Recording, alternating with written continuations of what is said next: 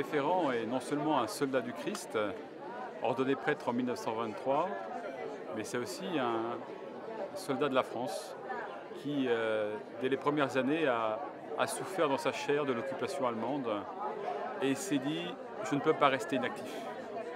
Utilisant ces réseaux de ces colonies de vacances, eh bien, il entre en résistance, dans une résistance de renseignement, et il va mettre à la disposition de la résistance française tout un tas de jeunes qu'il avait eus à travers ces différentes colonies, la colonie des Fleury-Montins créée en 1926.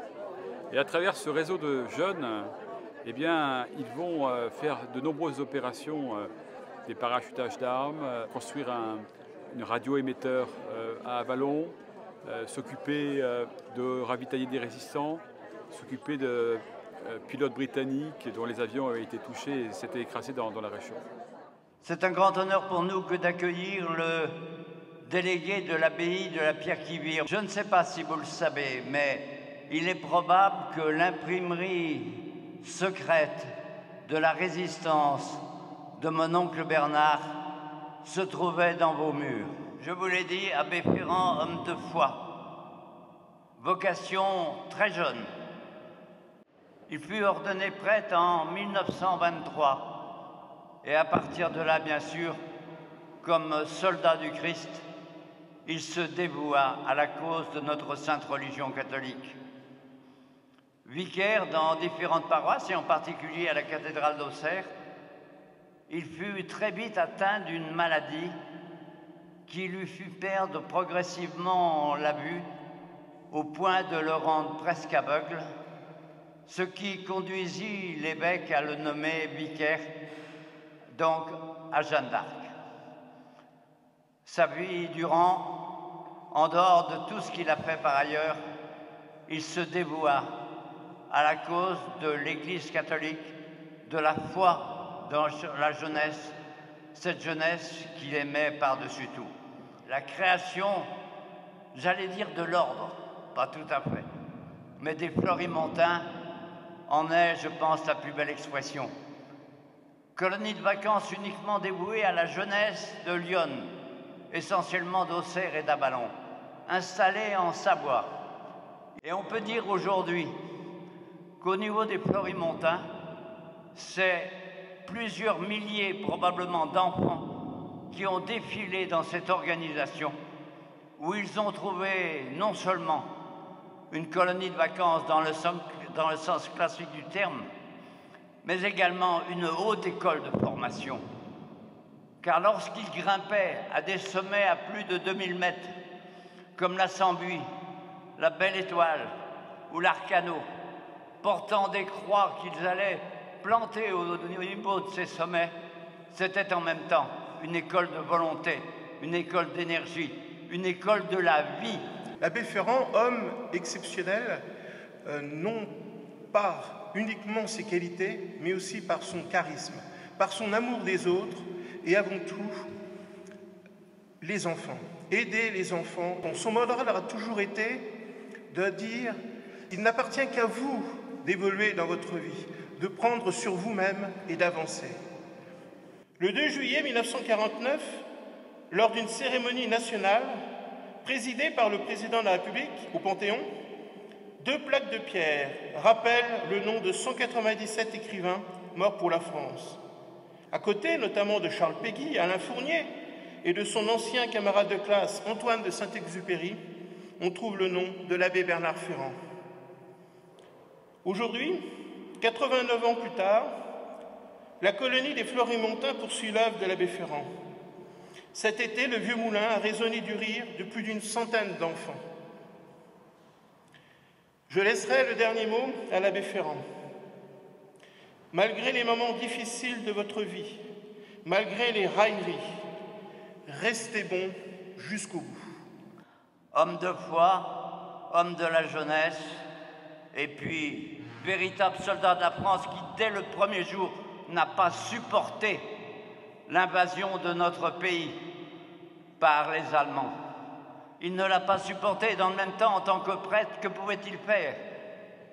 Il ne pouvait pas s'engager dans une action armée. C'était inconcevable, c'était impensable. Et c'est pour ça qu'il est rentré dans ce réseau Alliance, qui était probablement le plus important réseau de renseignement de France. On a une habitude, derrière la maison, il y a une grande pelouse, vous l'avez pour la plupart jamais vue, il y a une grande pelouse. Et on a l'habitude, le soir après dîner, d'aller tous s'asseoir sur la pelouse, à même la pelouse. Mon oncle Bernard était là, assis avec nous. Et je l'ai vu sortir un billet de 5 francs de sa poche.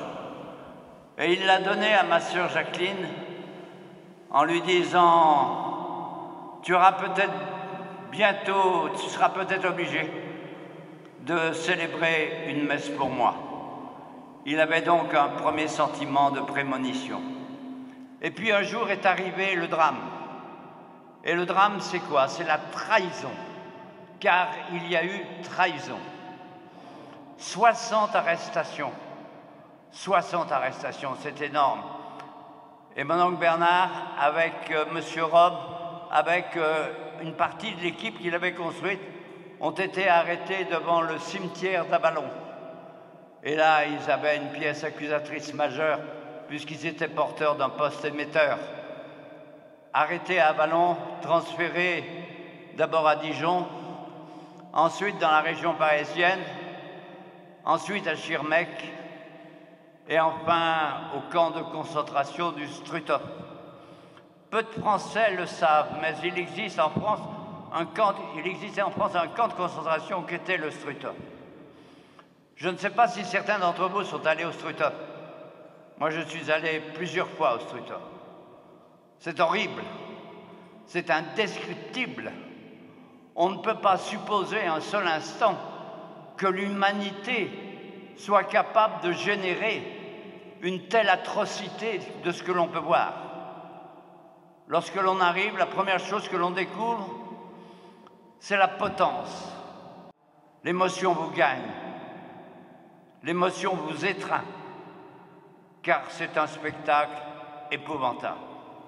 Je crois que l'abbé Ferrand a vraiment été un semeur d'humanité, particulièrement auprès des jeunes, malgré ses propres souffrances à lui, malgré son handicap, parce qu'il était presque aveugle. Il a accompagné de nombreux jeunes, comme vous le savez, à Joigny, à Auxerre, à Avallon et dans bien d'autres lieux encore. Et durant la guerre, ce que nous ne savons peut-être pas suffisamment, peut-être moins, il a protégé un certain nombre d'enfants juifs et il entre en résistance. Il a donné sa vie pour les autres, pour son pays, pour le Christ. Je m'exprime en effet devant vous au nom d'une association fière de ses 90 ans d'existence. Une vieille dame, certes, mais active, nourrie de l'enthousiasme des premiers jours, qui poursuit inlassablement l'œuvre de son fondateur et en transmet les valeurs.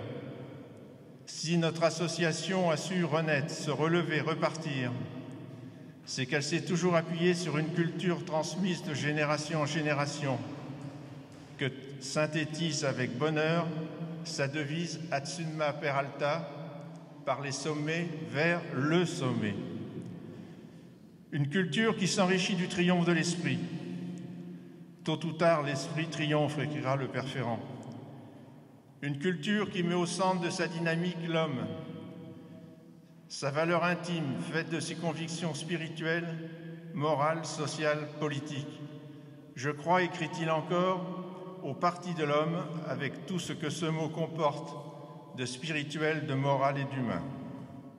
Et je crois que l'abbé Ferrand m'a appris, comme il a appris à beaucoup, qu'on ne vit qu'une fois et que la vie est un engagement, un sacerdoce, un service pour que justement nous puissions honorer ceux qui nous ont mis au monde et perpétuer justement l'esprit français, l'esprit de résistance, l'esprit national.